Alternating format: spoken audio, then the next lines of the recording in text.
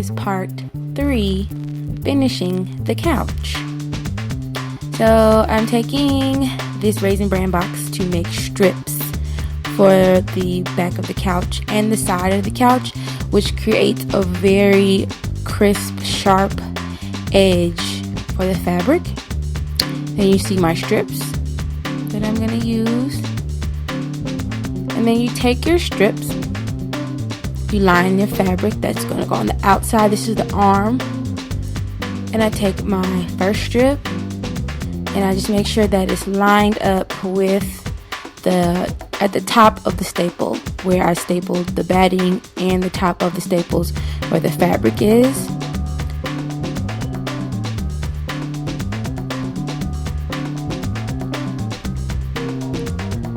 And this just really helps create that finished professional edge at the end of the couch. So now I'm just going to fast forward, and then I'll show you at the end of this part, like you'll really see that line that I'm talking about, that crisp line.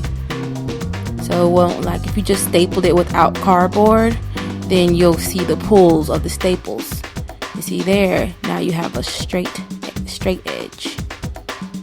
And I'm just going to finish up with another piece of my Raisin brand cardboard box. And they actually sell these things by the roll at Hancock's or Joann Fabrics, or you can get it online.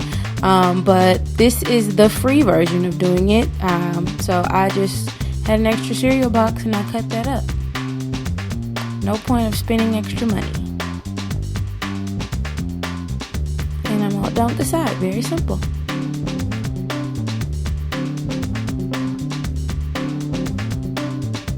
And so now I am stapling the back. And this is how, like, the whole side will be finished right now. So you want to work with the sides because, like I said in the first and second videos, you want to work in reverse. So this was the part that I took off after I took off the back, because the back is what covers all the extra seams and creases of the couch. And now I'm hammering in the front with a tack strip that was previously taken off the couch.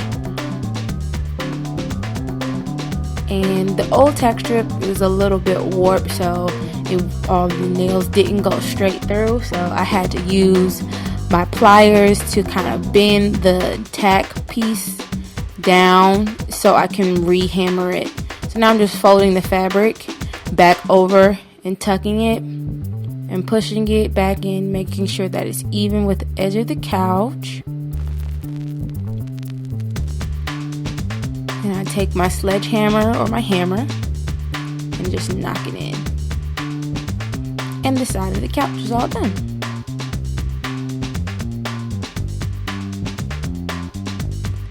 And now I'm going to do the bottom. Well, no, it wasn't all done, but now this is the last part. And I think this is where I ran the staples, but for the gist of it, you staple this part too. Staple all that down. And now I'm working at the back of the couch, and I didn't cut this piece out verbatim with my previous piece, so that's why I'm just cutting slits, but you won't even see it. It's going to be covered up, so I just kind of cut it so it can be very tight once I finish pulling it through. See, I'm pulling it just to make that the back end of the couch is really tight. So I finish stapling the top. I always start at the top.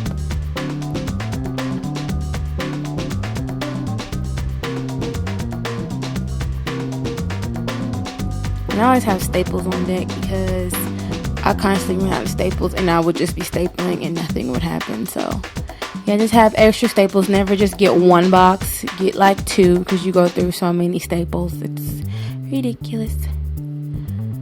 So now that I'm just finishing up the top, I go back into the bottom and you pull it and then you staple. So the very back of the couch is just really tight.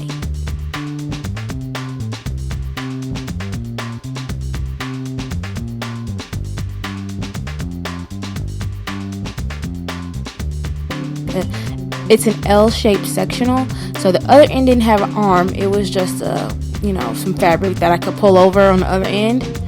to make my side, and then I just stapled it down.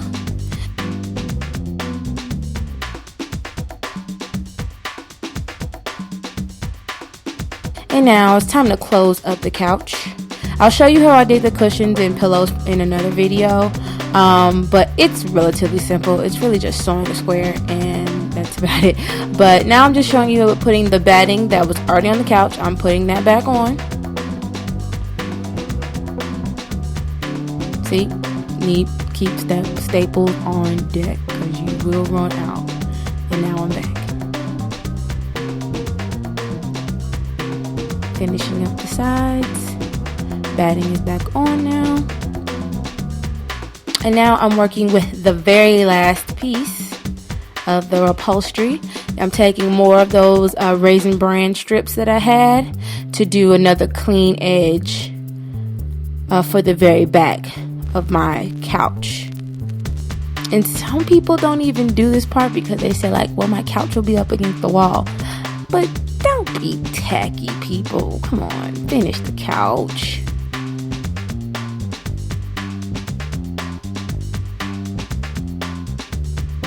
And like, this is the easiest part. It's really just take your strips, your Fruit Loop cardboard strips, or your Raisin Bran, or your Cheerios, and, you know, staple everything down. Flip it over, and now you have a finished crease in the back of your couch. You want to flip the couch on the front, and this is how you tack down the side. This is the tack strip that I was telling you about. So it's a long metal piece, so it has like nails going down the middle of it, and you take the tack strip, you line it up against the edge of the couch, because that's where, once you flip it, it's going to end right there. So you push the fabric, or you push the tack strip through the fabric in each piece. So just want to make sure that you get every nail strip in the fabric, and just keep it straight. You don't want to make it crooked. That's why I say line it up against the edge of the couch, because the edge of the couch is already straight.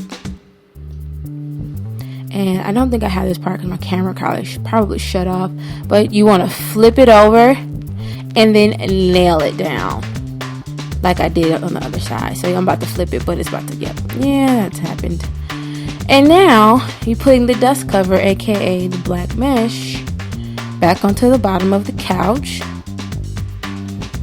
and you just staple it back on. It doesn't have to be any type of fancy. Now this is where I say, you know, whatever, just staple your heart's content, because it's at the bottom of the couch and nobody will see that, and it doesn't have to be beautiful, but just secure everything down.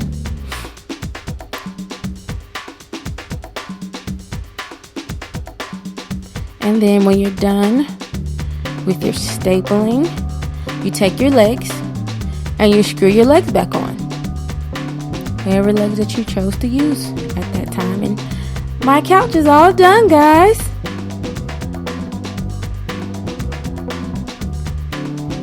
Thanks for watching. Bye.